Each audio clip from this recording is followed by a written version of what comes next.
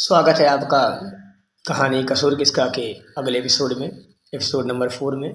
तो जैसा कि अमन के पिताजी अब एकांतवास में रहने लगे थे, सभी रिश्तेदारों और अपने बड़े भाई साहब और अपने पिताजी से किनारा करके एकांतवास में हो गए और अपने परिवार के साथ ज़िंदगी बिताने लगे। हालांकि वो एक अच्छे एडवोकेट थे, लेकिन उस समय की तत्कालीन परिस्थितियों में, जिस समय सारे ज़मीन बेचकर उनके खुद के पिताजी यानी अमन के दादाजी ने 28 लाख रुपए बड़े पिताजी को दे दिए थे, उस समय बिहार का बंटवारा होकर झारखंड नवनिर्मित राज्य बना था और उनके जितने क्लाइंट्स थे वो वहीं पर रुक गए, क्योंकि हर जगह अब तहसील नया बन गया।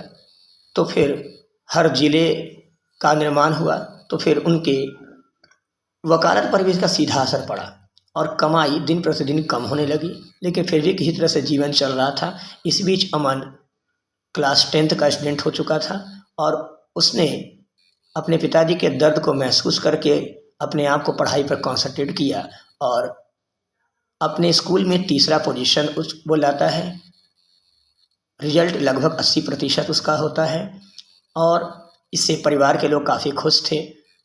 अमन भी अपने आप को थोड़ा सा सेटिस्फाइड महसूस कर रहा था और उसका अब एडमिशन हिंदी मीडियम से, चूँकि उसके अच्छे परसेंटेज आए थे, तो घर वालों के कहने पर उसका एडमिशन इंग्लिश मीडियम में हो गया और वो 11th क्लास में पढ़ने लगा। इंग्लिश मीडियम में आने के बाद सभी चीज़ें अचानक से बदल गईं और उसका परफॉर्मेंस धीरे धीरे डाउन होने लगा, क्योंकि इंग्लिश मीडियम में सभी चीज़ें इंग्लिश में थी और वो कहीं ना कहीं अपने आप को थोड़ा सा कमतर महसूस कर रहा था।